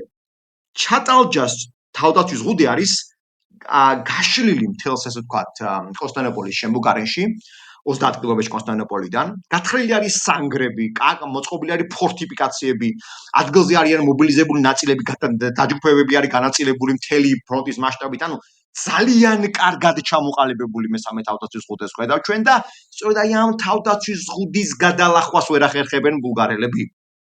მაგრამ აი აქ ხდება ერთი პატარა ამბავი, იმიტომ რომ ბულგარელებისათვის პრიორიტეტი კი არ იცვლება. არამედ ბულგარელები აღმოაჩენენ რომ მათთვის მხოლოდ კონსტანტინოპოლისკენ გაწევა და შესაძლო შედეგი ან ვერ შედეგის მიღწევა კი არა მნიშვნელოვანი, არა. თესალონიკეს, ანუ სალონიკზე მაქვს საუბარი, თესალონიკეს დაკავების სურვილი უშნებათ მათ და მათი მეორე ნაწილი, როგორც კი ხედავს რომ უკვე ოსმალები მიმწყდეულები არიან კონსტანტინოპოლთან, იცვლის მიმართულებას და იწყებს შეტევას სალონიკისაკენ. მაგრამ სალონიკთან აღმოაჩენს ის რომ იქ უკვე ბერძნები არიან მოსულები. აი ეს არის ერთგვარი უცნაური შემთხვევა, იმიტომ რომ აქ კარგად ჩანს ბულგარელების მხრიდან ბერძნებისადმი ნეგატიური დამოკიდებულება, იმიტომ რომ ისინი ოსმალებთან იწყებენ მოლაპარაკებას და ეუბნებიან რომ იცი რა, ჩვენ ჩაგვაბარე ქალაქი და ნუ ჩააბარებ ქალაქს ბერძნებს, რაზეც ოსმალეთის ადგილობრივი გარნიზონის ხელმძღვანელმა უპასუხა ცნობილი სიტყვები რომ თესალონიკე მხოლოდ ერთი ქალაქია და მე მისი ჩაბარება მხოლოდ ბერძნებისთვის მაქვს ნაბრძანებიო. ნუ ალყაში მოქცეულმა მათ ჩააბარეს ბერძნებს ეს ქალაქი და აღმოჩნდა რომ ეს იყო ერთ-ერთი მთავარი დაპირისპირების საგანი ბულგარელებსა და ბერძნებს შორის საბოლოო ჯამში შემდგომ ეს თქვა დაპირისპირების შემდგომ ფაზაში. რაც შეეხება ზოგადად ბულგარელები აქ გაჩხერილებიან როგორც ჩატალჯას თავდაცვის მესამე ზღუდესთან, მაგრამ ამ პროცესში რუმელიის დანარჩენ ტერიტორიაზე, ასე ვთქვათ, თავისუფლად მოქმედების საშუალება ეძლევა სერბებს. სწორედაც ეს არის ძალიან საინტერესო რომ სერბები კუმანოვოს ბრძოლაში და ქალაქი კუმანოვო სხვათა შორის არის თანამედროვე ჩრდილოეთ მაკედონიაში. კუმანოვოს ბრძოლაში ოსმალების არმიას თითქმის სრულად ანადგურებენ და იწყებენ ამ ტერიტორიაზე ეთნიკურ წმენდას. ანუ მაკედონიაში იწყება მასობრივი ეთნიკური წმენდა. ადგილობრივი თურქულ მოსახლეობას ხოცავენ, ანადგურებენ, ასე ვთქვათ, ყრიან უთავსახლებიდან და ამ უზარმაზარი მიგრანტების ტალღა გადაიჭიმება კონსტანტინოპოლამდე და გზაში თან ბულგარელები არიან მობილიზებული, ბულგარელები ცალკე ესვრიან ამ მიგრანტებს, ანუ ძალიან მძიმე მდგომარეობა და ეს 100,000-ობით ადამიანი, ეს ვთქვათ, მიცივდება კონსტანტინოპოლში, სტამბოლში და კონსტანტინოპოლი და სტამბოლი ზოგადად იქცევა მიგრანტთა თავშესაფრად სწორედაც 1912 წლის ბოლოსთვის. ეს არის ძალიან მძიმე სურათი, ანუ უკიდურესად მძიმე სურათია. მაგრამ აი ამ მძიმე სურათში ერთი ძალიან საინტერესო დეტალია. სწორედ ასეთმა მძიმე მდგომარეობამ მიგრანტების საკითხში გამოიწვია ქოლერას ეპიდემია სწორედ კონსტანტინოპოლის სიახლოვეს. არა მხოლოდ ოსმალების რიგებში, არამედ ბულგარელების რიგებში, რადგანაც ამ მიგრანტების ტალღებმა რასაც უნდა გაიარონ, ეს ქოლერა გადააქვთ პრინციპში და გავცოდა კიდეც ბულგარელების არმიაში. იმის ნაცვლად რომ ბულგარელებს ამაზე ეზრუნათ და ამაზე სერიოზულად კონტროლი აიღოთ და საუბარი არის აქ სანიტარული ნორმების დაცვაზე.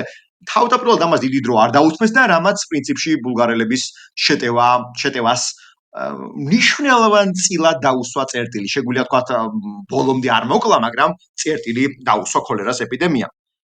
მეორე ძალიან საინტერესო რაღაც რაც ხდება არის ის, რომ სერბებმა არა მხოლოდ თანამედროვე ჩრდილოეთ მაკედონიის ტერიტორიის ნაწილი დაიკავეს, არამედ მეორე მიმართულებით განავითარეს შეტევა.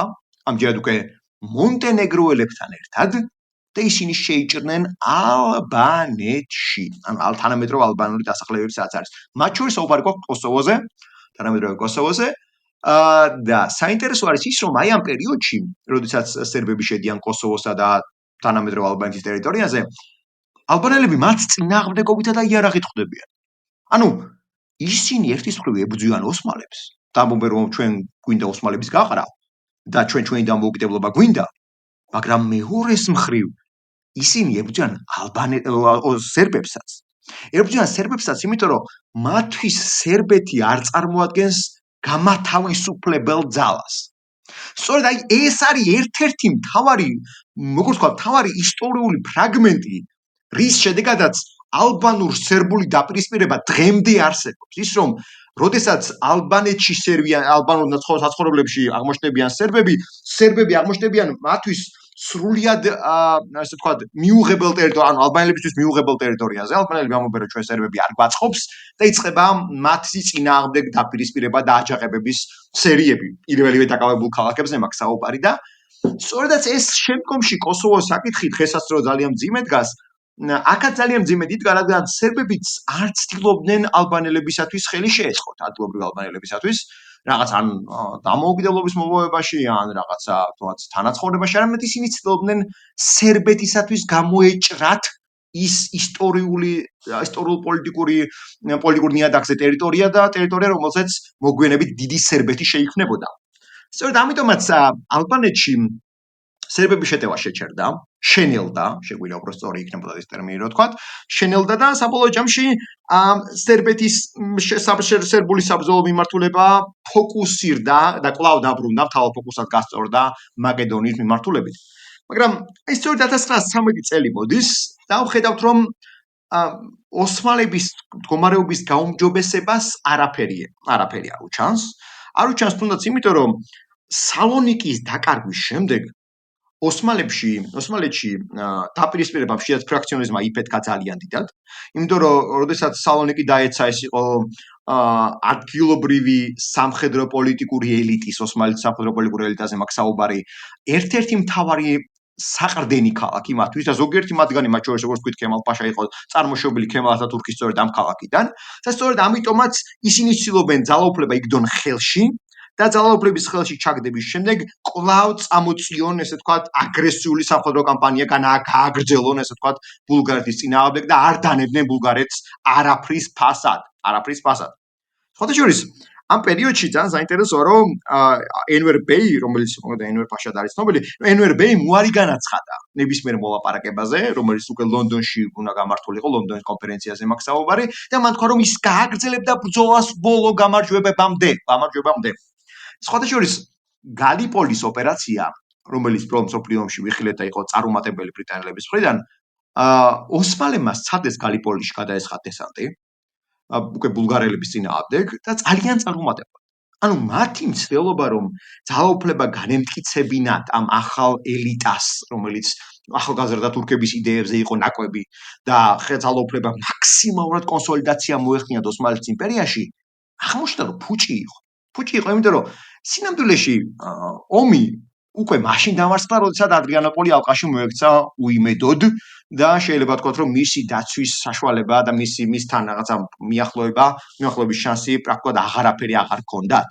სხვათა შორის, აი ამ პერიოდში ოსმალეთის მშველელად ძალიან უცნაურად შეიძლება ჟღერდეს ახლა ეს ყველაფერი, რასაც მე ვიტყვი, მაგრამ პოლიტიკურად შევაფასოთ ეგრეა რა. ოსმალეთის მშველელად ირიბად მოდის რუსეთი. როგორ ახლა რუსეთი მოდის განამართლა იარაღით ეხმარება რაღაც პოლიტიკურად ამბობ. იმიტომ რომ მისთვის ასევე ძალიან მიუღებელი იქნებოდა თუ კი კონსტანტინოპოლს არა რუსები, არამედ ბულგარელები აიღებდნენ. ამიტომაც ის ბულგარეთის მთავარი მხარდამჭერი, შეიარაღით მხარდამჭერი და ლოჯისტიკური მოწოდებით მხარდამჭერი აღარ არის. ანუ 1913 წლის მდგომარეობით უკვე ომის პირველ კვირაში და პირველ თვეებში და ომამდე სულ რუსეთი იყო მთავარი მხარდამჭერი. მოკლედ აღმოჩნდა, რომ იმაზე სწრაფად მოახდინეს ბულგარელებმა წინსვლა კონსტანტინოპოლისგან, ვიდრე რუსეთი ამისათვის ამაზე პასუხისგასაცემად მზად იყო. ამიტომაც ის ბულგარელებს ეუბნება, რომ დასხდნენ მოლაპარაკებას. ანუ კი არ ეუბნება, რომ მოდით ბოლომდე გაყევით კონსტანტინოპოლისგან, ან მეც გადმოსხავ დესანს და ერთად შევუტიოთ. არა. ის ეუბნება, რომ მოდით მოლაპარაკებებზე დავსწრეთ, იმიტომ რომ ნათელია, რომ რუსეთთან მოკავშირეობა არასდროს არ არის სინამდვილეში რომელიმე ქვეყნისთვის ბოლომდე სასარგებლო, იმიტომ რომ საბოლოო ფინიში ამ მოკავშირეობის არის რუსეთისათვის რუსეთის იმპერიის გადიდება. ესე იყო, ესე არის და ალბათ მომავალშიც ესე იქნება. იმიტომ რომ ფაქტი არის, რომ რუსეთისათვის ბულგარეთისათვის მხარდაჭერა რუსეთს აღმოეჩინა ბოლომდე და ეთქვა, რომ მოდი მოლაპარაკებებზე შენ არ დაჯდე და განეგზავნა მას სამხედრო კორპუსი, ან კიდევ უფრო მეტი ლოჯისტიკური დახმარება აღმოეჩინა, მაშინ კონსტანტინოპოლის აღება პრაქტიკულად გარდაუვალი იქნებოდა ბულგარელების მიერ, მაგრამ არა. მეტიც შეეცადა, რომ ბერძნებსა და ბულგარელებს შორის მოლაპარაკების ენა ეპოვა სალონიკთან მიმართებით და ბულგარელები ცოტათი დაეშოშმინებინა, რის გამოც პრაქტიკულად შეგვიძლია ვთქვათ, რომ ბულგარეთი დათანხმდა მოლაპარაკებას და როგორც კი ბულგარეთი დათანხმდა მოლაპარაკებას, შეგვიძლია ვთქვათ, რომ სერბეთს თავისი ამოცანის დიდი ნაწილი შესრულებული ჰქონდა ასევე ამ ამოცანის ნაწილი მეტწილად საბერძნეთს, სალონიკთან და კრეტასთან მიმართულებით და ერთადერთი ვინც რეალურად შეიძლება უკმაყოფილო დარჩენილიყო იყო ბულგარეთი, იმიტომ რომ ბულგარეთის ორი ამოცანა, მთელი მაკედონიის მიღება და კონსტანტინოპოლის აღება ღიად იყო დარჩენილი. ანუ მან ეს მისია ვერ შეასრულა. კი, რა თქმა უნდა, ბულგარეთი ძალიან გაიზარდა ამ ომის შემდეგ. ბულგარეთი პრაქტიკულად გავიდა თრაკიის ტერიტორიების დიდ ნაწილზე. ბულგარეთმა მოახერხა და ეგეოსის ზღვაში აღმოჩნდა მისი სამხედრო გასასვლელი. ბულგარეთი აღმოჩნდა კონსტანტინოპოლიდან 30 კილომეტრში. ბულგარეთმა ხელში იგდო პრაქტიკულად დარდანელის გასაღები, ხო? დარდანელის სრუტის გასაღები. მაგრამ მიუხედავად ამისა, ბულგარეთმა ორი მთავარი ამოცანა ვერ შეასრულა. ვერ აიღო კონსტანტინოპოლი და ვერ აიღო მაკედონიის ის ნაწილები, რომელიც მას სურდა. სწორედ ამიტომაც ივნისში უკვე ლონდონის კონფერენციაზე, როდესაც მოლაპარაკება შედგა, რომ სამშვიდობო უნდა შეწყვეტილიყო ბრძოლა და სამშვიდობო მოლაპარაკება უნდა დასრულებულიყო და კიდეც მიიღწა შეთანხმება, რამდენიმე დღეში ბულგარეთმა ახალი ომი დაიწყო. ახალი ომი დაიწყო არა ოსმალეთის წინააღმდეგ, არამედ დაიწყო სერბეთის და ფაქტობრივად საბერძნეთის წინააღმდეგაც. ანუ გადავიდა სერბეთის წინააღმდეგ, იმიტომ რომ მან თქვა, რომ თუ კი მე კონსტანტინოპოლს ვერ ვიღებ და რუსეთიც არ მიჭერს ამაში მხარს, მაშინ მე სერბეთს მაინც წავართმევ იმას, რაც ისტორიულად ჩემია, ეს ამტკიცებს ესე ბულგარეთი და მაკედონიისკენ იწყებს ახალშეტევას. ანუ პირდაპირ რამდენიმე დღეში ჩვენ გადავდივართ პირველი ომიდან მეორე ომში. ანუ ბალკანეთის პირველი ომი რომ თავდება ივნისის ბოლოს იწყება მეორე ომი რეალურად და ჩვენ ხედავთ რომ ივლისში უკვე აქტიური საბრძოლო მოქმედება მიმდინარეობს ფრონტის ყველა ხაზზე, იმიტომ რომ თუ კი ბულგარეთს ეგონა რომ მობილიზებული 600,000 სამხედრო, ხაზს უსვამ 600,000 სამხედრო საკმარისი იქნებოდა ომში გამოფიტული სერბეთის დასამარცხებლად, მით უმეტეს რომ ალბანეთში მან ფეხი ვერ მოიკიდა და ლონდონის კონფერენციის შემდეგ ალბანეთი დამოუკიდებელ ერთეულად, დამოუკიდებელ სამთავროდ ჩამოყალიბდა. ამის და მიუხედავად ვერ შეძლო სერბეთის წინააღმდეგ ბულგარეთმა ეფექტური საბრძოლო მოქმედებების წარმატების ჩვენება და როგორც კი ეს ნათელი გახდა, იმავე წუთას ოსმალეთმა განაახლა ომი, უკვე მეორე ომზე გვაქვს საუბარი და გამოუცხადა ომი ბულგარეთს და ხარს უსვამ ტყვის გავარდნის გარეშე შევიდა ადრიანოპოლში. ანუ პრაქტიკულად ოსმალეთის არმიამ დაძრა თავისი კონსტანტინოპოლისგან 30 კილომეტრში ფრონტის ხაზი რო გადიოდა, იქიდან რო დაძრა საბრძოლო მოქმედებების ფრონტი განაახლა და დაძრა არმია ადრიანოპოლამდე ტყვის გავარდნის გარეშე ჩავიდა. იმიტომ რომ ბულგარელებს მთელი აქცენტი გადატანილი ჰქონდათ უკვე მაკედონიაზე. ანუ მათ ვერ შეირგეს, შეგვიძლია თქვა ეს ცუდი ტერმინია, ეს გამოიყენა ახლა, მაგრამ ვერ მიიღეს ის სასურველ შედეგად, რაც პირველი ომის შემდეგ დადგა. და მათ ეგონათ რომ მეორე ომში ისინი ძალიან მალე მიიღებდნენ წარმატებას, ყოფილ მოკავშირეებს უცებ დაჯაბდნენ და შეიქმნებოდა დიდი ბულგარეთი, რის შედეგადაც ასე ვთქვათ, სერბეთის ტერიტორიებსაც აითვისებდნენ ისინი, მაკედონიას ხელში ჩაიგდებდნენ და სალონიკსაც წაართმევდნენ ბერძნებს, მაგრამ ესე არ აღმოჩნდა, იმიტომ რომ ის წინააღმდეგ გამოვიდა ყველა. გამოვიდა სერბეთი, გამოვიდა საბერძნეთი, გამოვიდა ოსმალეთი და რაც მთავარი, რაც მოულოდნელია, რასაც არ პატიობენ, შეიძლება ვთქვათ ისტორიულად დღემდეც, გამოვიდა მის წინააღმდეგ რუმინეთიც. რუმინეთი თავს დაესხა საბერძნეთს. ძალიან საინტერესოა, რომ თუ კი ფრონტის ხაზზე ასე თუ ამა თუ იმ მიმართულებით ყველგან გარდამავალი უპირატესობა ჰქონდა ყველა მხარეს, რუმინულმა ჯარებმა ძალიან სწრაფად დაიკავეს სამხრეთ დობრუჯას ტერიტორია და დაიძრნენ სოფიასაკენ, დედაქალაქი სოფიასაკენ, რაც თვისებრივად სრულიად ცვლიდა ვითარებას. ცვლიდა, იმიტომ რომ ობიექტურები რო ვიყოთ რა, სერბეთი რამდენიმე თვით ადრე იყო ბალკანეთის წამყვანი სახელმწიფო, ჰქონდა ყველაზე დიდი სამხედრო ნაწილები, ყველაზე დიდი გავლენა, რუსეთის მხარდაჭერა და აღმოჩნდა რომ ამ პერიოდში მას აღარაფერი აღარ ჰქონდა და აი აქ ჩვენ უნდა გავიხსენოთ ამბავი, რომელიც არის ძალიან საინტერესო. საინტერესო არის იმიტომ რომ პირველი ომის პერიოდში მთლიანად ბულგარეთს ყავდა ძალიან აქტიური დანაევის მთავრობა. და დანაევის მთავრობა იყო პრორუსული. სტოიან დანაევი იყო ესეთი ლიდერი, თუმცა დანევადაც მოიხსენიებენ, რომელი უფრო სწორი ფორმულირება გვაქვს, ну, ვთქვათ რომ დანევიან დანაევი, პრინციპი ორივე სწორი იქნებოდა. სტოიან დანაევის მთავრობა ჩამოიშალა, როდესაც რუსეთმა ხარდაჭერა შეუწყვიტა ბულგარეთს და ხელისუფლებაში მოვიდა პროგერმანული მთავრობა ვასილ რადოსლავოვის მეთაურობით.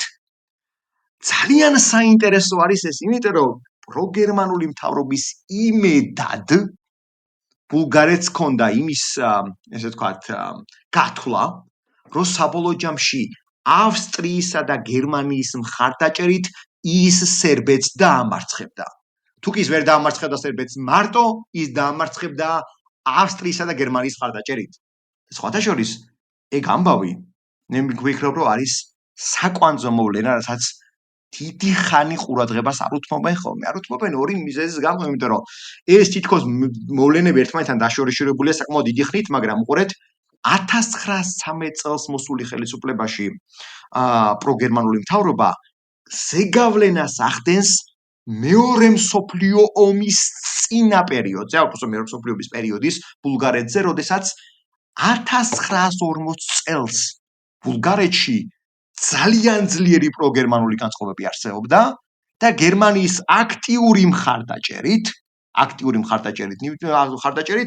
იყო ღიად გადასული გერმანიის, ასე ვთქვათ, როგორ გერმანიას უჭერდა მხარს ის, იმიტომ რომ მოგვიანებით გაეცვალა გერმანიის მხარდაჭერის სასარგებლოდ კონკრეტული ტერიტორიები. და რა ტერიტორიაზე მაქვს საუბარი? აი სამხრეთ დობრუჯა ხო ვახსენებთ და სამხრეთ დობრუჯას მიმართულება იყო 1940 წელსაც მნიშვნელოვანი ბულგარეთსა და რუმინეთს შორის. საინტერესო არის ის, რომ ბულგარეთის მხრიდან ამ ტერიტორიების მოთხოვნა რუმინეთთან მიმართებით დაკმაყოფილდა სწორედაც ნაცისტური გერმანიის ზეწოლით, როდესაც დაუბრუნდა 1913 წელს დაკარგული ტერიტორია. დაუბრუნდა ბულგარეთს ნაცისტური გერმანიის აქტიური მხარდაჭერის შედეგად. სწორედ ამის თქმა მინდა, რომ ეს ის პერიოდია, როდესაც საკმაოდ დიდი გავლენა ჰქონდა დამოუკიდებელ გერმანიას და გერმანიას, ზოგადად ამ სახელმწიფოებზე და ეფექტურად ცდილობდა ის განეხორციელებინა, როგორ ვთქვათ, კონტროლი და ზეგავლენა ბალკანურ სახელმწიფოებზე, იმიტომ რომ მაშინ აღმოსავლური პოლიტიკა ჩაეყარა უკვე გერმანიაში, აღმოსავლური პოლიტიკას ჩაეყარა გერმანიის საფუძველი და სხვათა შორის ეს აღმოსავლური პოლიტიკა მოიცავდა არა მხოლოდ ბალკანეთს, არამედ კავკასიასაც, სხვათა შორის ესეც ძალიან საინტერესოა. საბოლოო ჯამში ხვდებით რომ და ვხედავთ რომ ომში მარცხდება კატასტროფულად, ძალიან მძიმედ, კატასტროფული შედეგებით მარცხდება ბულგარეთი კარგავს პირველი ომის შედეგად მიღებული ტერიტორიების დიდ ნაწილს და ამასთანავე ხედავთ რომ კარგავს ისეთ მნიშვნელოვან ტერიტორიას, როგორიც იყო სწორედაც გასასვლელი ეგეოსის ზღვაზე. ანუ ეგეოსის ზღვა, რომელიც პირველ მსოფლიო ომის პერიოდში და დარდანელის მიმართულება იქნა მოპოვებული, აღმოაჩინეთ რომ მან ძალიან ძიმედ და ძალიან არაეფექტურად და ძალიან ძიმე სავალალო შედეგებით დაკარგა. საბოლოო ჯამში ვიღებთ ასეთ გადანაწილებას, რომ მაკედონია, რომლისათვისაც მეორე ომი იქნა წარმოებული, მაკედონია არის სამ ნაწილად განაწილებული, არის ვარდარის მაკედონია, რომელიც რჩება სერბეთს და თანამედროვე ჩრდილოეთ მაკედონიის დიდ ტერიტორიას მოიცავს. და რატომ მოახსენეთ ვიცით ვარდარის მაკედონიას, რომ ვარდარის მაკედონიაზე მოგვიანებით იქნება სწორედაც იუგოსლავიის მაკედონია. ეს ძალიან საინტერესოა, იმიტომ რომ სწორედ აი ამ მაკედონიისთვის იბრძოდა ბულგარეთი. ამ მაკედონიისთვის იყო მთავარი ხაზგასმა და მცდელობა, რომ იქნება ეს მაკედონია ეყო მას. მეორე იყო თუ დაკვირვები ხარ თანამედროვე ჩრდილოეთ მაკედონელებს შეათ უწერენ ხოლმე ბერძნები, რომ თქვენ ბულგარელები ხართო. დიახ, ეს დავა სხვათა შორის მეგეთქვით იმასაც, რომ მაკედონიასთან მიმართებით, ანუ ჩრდილოეთ მაკედონიასთან მიმართებით, არა მხოლოდ ბერძნებს აქვთ კონფლიქტი, დღემდე ბულგარელებიც ამბობენ, რომ მაკედონიური ენა არ არსებობსო.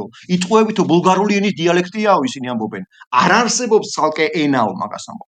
სწორედ ამიტომაც არის ვარდარის მაკედონია დარჩა თავად პრობლემად, დღესაც გადაუჭრელი პრობლემა ბოლომდე და სხვათა შორის ევროკავშირთან მოლაპარაკებების საკითხი, როდესაც მაკედონიის დაიწყო და დაწყებულია, ბერძნების წინააღმდეგობა რაღაც დონეზე უფრო სუსტია, ვიდრე ბულგარელების, რომლებიც ამბობენ, რომ სანამ აი ეს მაკედონიის ისტორიული საკითხი არ დადგება დღის წესრიგში, არ დაბრუნდება დღის წესრიგში, როგორც ჩვენ გვაწყობს, და არ აღიარებთ, რომ მაკედონიური ენა არის ბულგარული ენიდან გამოსული კონკრეტული ან დიალექტი ან ცალკეული ახლად ჩამოყალიბებული ენა და ამასთანავე არ აღიარებთ ბულგარელების განსაკუთრებულ საკითხს მაკედონიაში, მანამდე ეს საკითხი იქნება ღიად.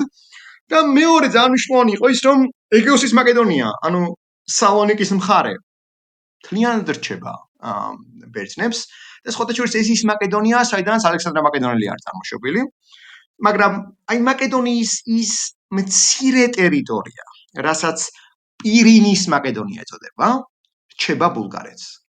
რატომ აღნიშნეთ ახლა ეს პირინის მაკედონია და რას გვაძლევს მესამე მაკედონიის ამ ნაწილს? ის რომ ბულგარეთის იდენტობისათვის დღემდე მაკედონია არ არის დასრულებული თემა. აი როგორც რუმინეთში არსებობს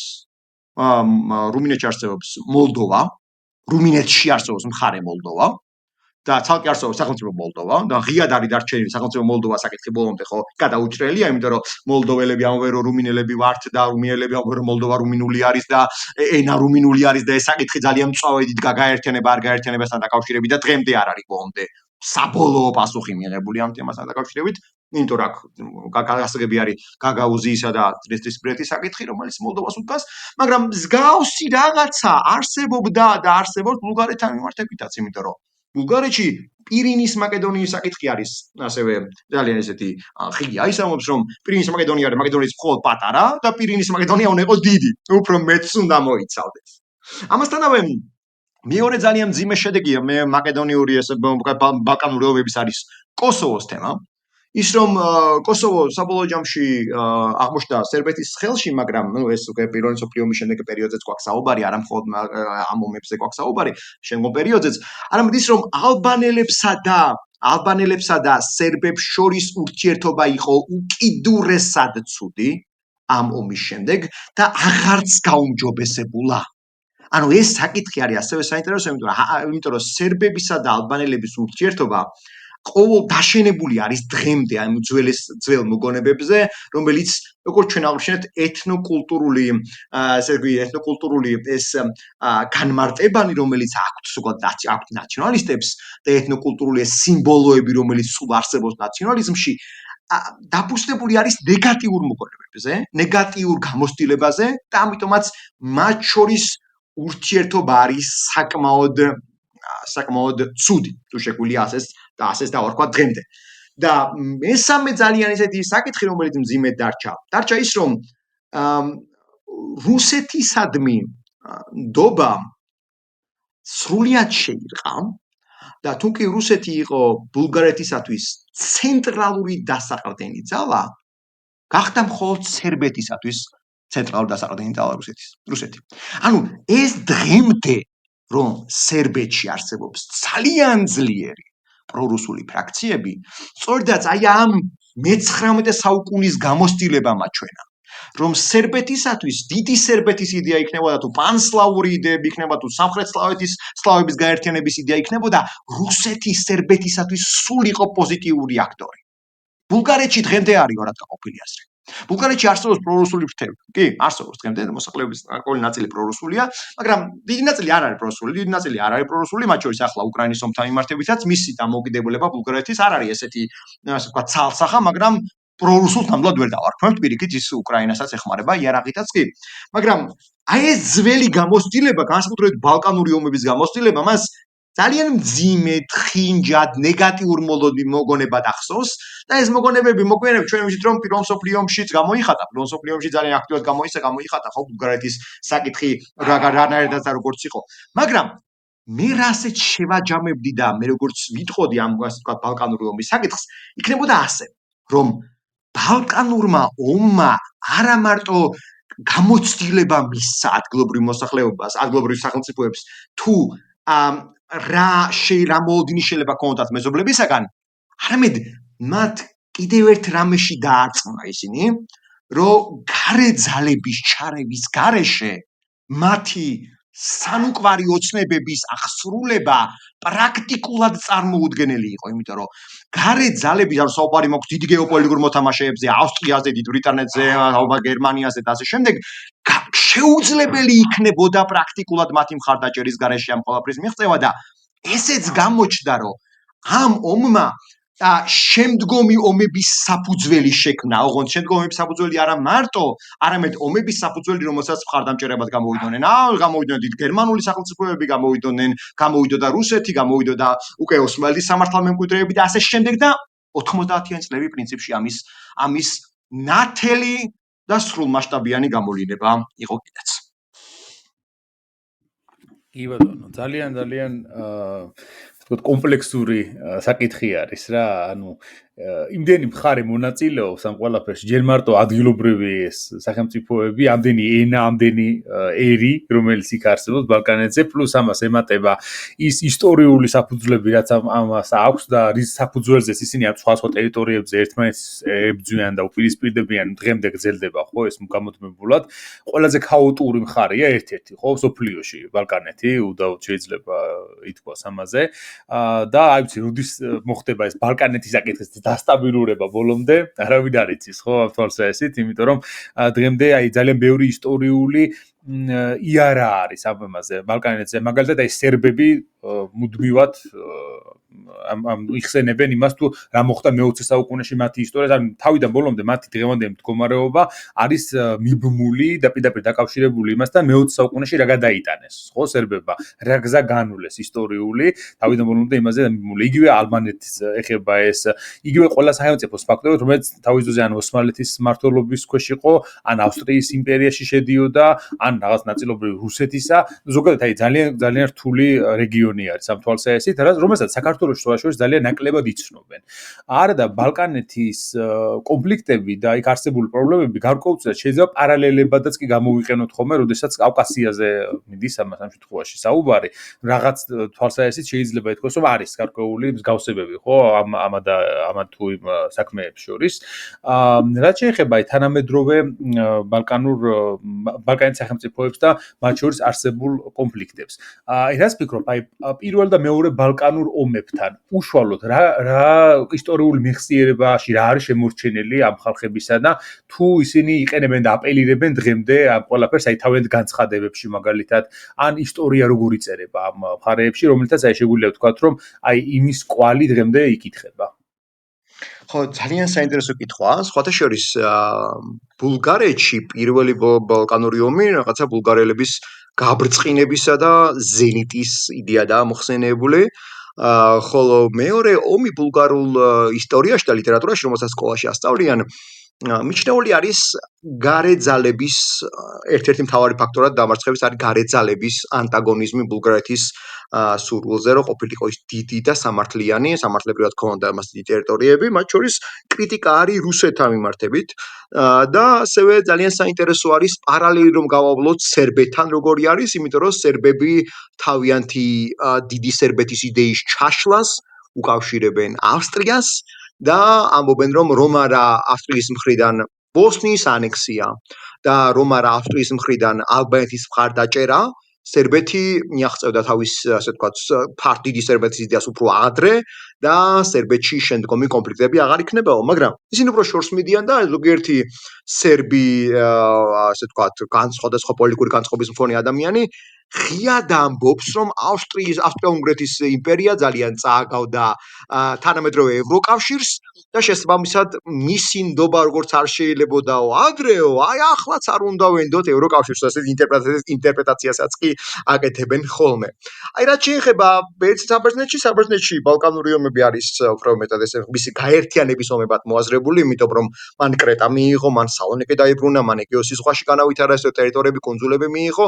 ანუ ეს უფრო პოზიტიურ მოვლენად არის დანახული, ხოლო ალბანეთისათვის ეს არის ბრძოლა თვითგამორკვევისათვის. თუკი ჩვენ შევხედავთ ალბანურ ინტერპრეტაციას, ალბანური ინტერპრეტაცია არის ბრძოლა, რომელიც ეხებოდა ესე ვთქვათ, ბრძოლა არა მხოლოდ ოსმალების წინააღმდეგ, არამედ ბრძოლა, სწორედაც სერბული და მათ შორის ბერძნულიც, მიუხედავად იმისა, რომ ბერძნები და მონტენეგროელები უშუალოდ ალბანეთის დაპყრობისკენ არ იყვნენ მიმართულები, მაინც მოაზრებული era რაღაცა ამ ზოგადი თვითგამორკვევის საკითხში, რომ ისინი იბრძოდნენ საკუთარი იდენტობის გამოღვიძებისა და ჩამოყალიბებისათვის და ისინი სხვათა შორის საკუთარ თავს ამ პერიოდიდან უკვე ილირიული იდენტობის გაღვიძებისაკენ ესე მოუწოდებენ და ესე აინტერპრეტირებენ ამ ყველაფერს, რაღაცა ილირიული იდენტობის გამოღვიძებისკენ არიანო, ესე ვთქვათ, მიმართული. სხვათა შორის, რუმინეთში ამ თემაზე ამ კონფლიქტებზე მაინც და მაინც ბევრს არ საუბრობენ. ეს არის ძალიან საინტერესო და ბულგარეთისათვის ეს ყველაფერი, ანუ სამხრეთ დობრუჯას დაკარგვა დიდი ტრაგედია არ გახლდათ.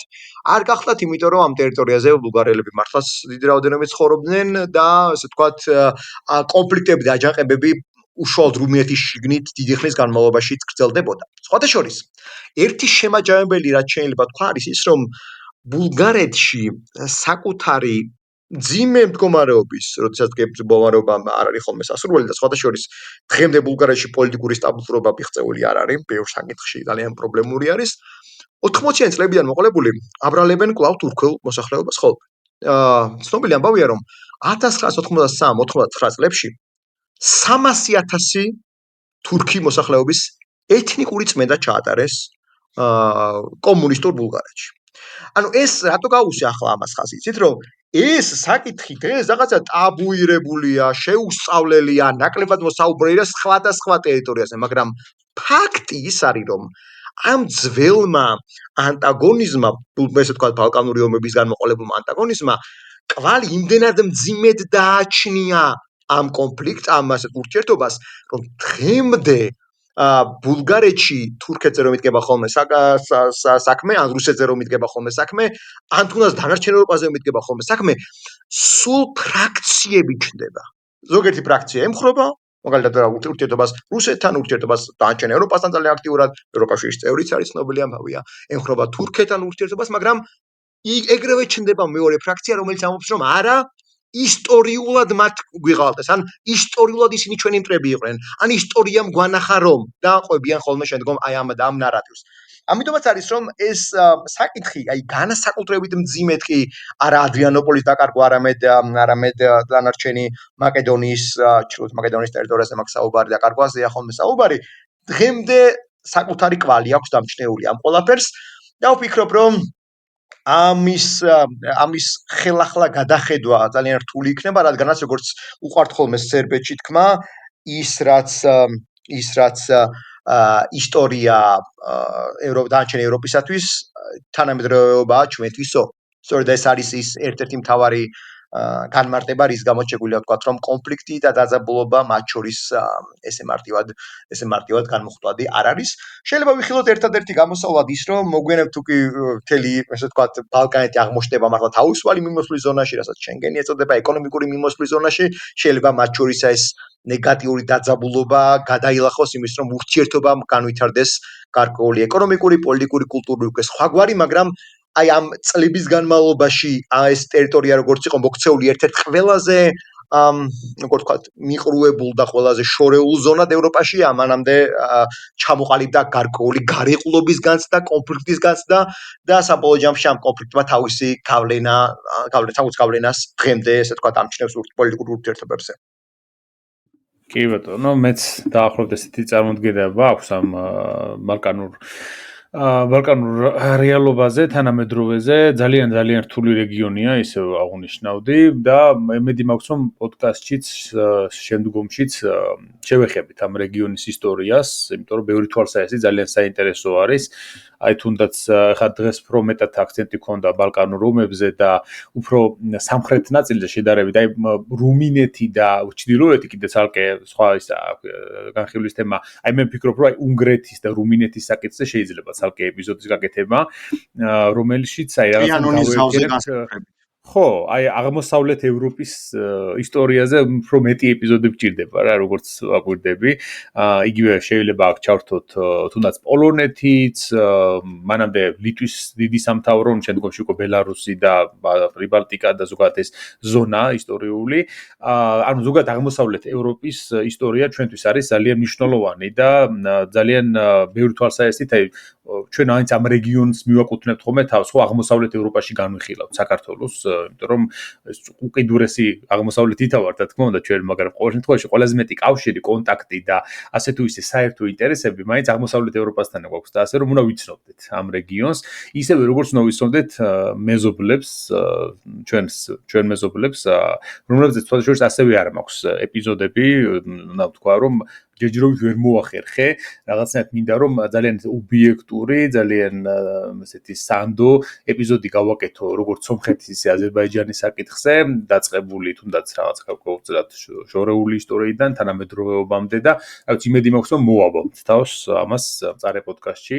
სად თუ არა აქ მაინც ასე რომ ისევ ჩემ რა თქმა უნდა პოდკასტს აუცილებლად დავუთმობ მკვლევარებს, რომლებიც მუშაობენ ამ თემებზე და რა თქმა უნდა მე ყოველთვის ვაქცევ ხოლმე ყურადღებას იმას, აი ზოგჯერ მეუბნებია რომ აი ამ თემაზე როგორ არავინ მუშაობს. კი, მუშაობს სხვადასხვა თემებზე ხალხი, რომელზეც მინდა ჩაწერა, მაგრამ იცი რა არის, აუცილებლად მე საერთოდ დიდ ყურადღებას ვაქცევ იმას, რამდენად ობიექტურია ეს კვლევარი თავის ნაშრომებში, თავის საუბარში, სხვა მანამდე სადაც მომისმენია, ასე ვთქვათ, ასე რომ ამის მიხედვით ვარჩევ ხოლმე სტუმრებს და არა იმის მიხედვით, რომ შეიძლება ვიღაცა წლები კონდეს ნამუშევარი, მაგრამ ძალიან კონკრეტული, სუბიექტური წარმოდგენა ქონდეს ამა თუ იმ თემაზე, რის გამოც მე ვერიდები ხოლმე მე რომ ასეთი სტუმარი პოდკასტში მოვიდეს, იმიტომ რომ არის მწარე პოდკასტის ის დაირღვევა გარკვეულწილად რა ფორმატი ამ თვალსაჩინოით.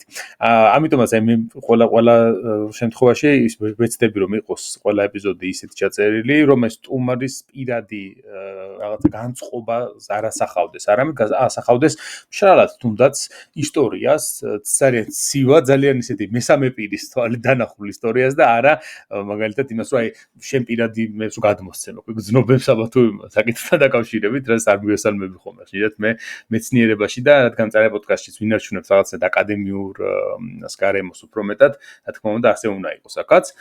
მსმენელს ვეთქვი, რომ მოიწონეთ, გამოიწერეთ ხოლმე მწარე პოდკასტის ეპიზოდები, დაეხმარეთ მწარე პოდკასტს განვითარებაში. გიორგი, ძალიან დიდი მადლობა სტუმრობისთვის და კიდევ ერთი საინტერესო ეპიზოდისთვის, როგორც წინა ეპიზოდები იყო, მათ შორის შენი მონაწილეობით, იმედი მაქვს, რომ ბევრი მოусმენს ამ ეპიზოდს და მსმენელს კი მომავალ პოდკასტამდე შეგვიძლია დავემშვიდობოთ. დიდი მადლობა. ნახვამდის. ნახვამდის.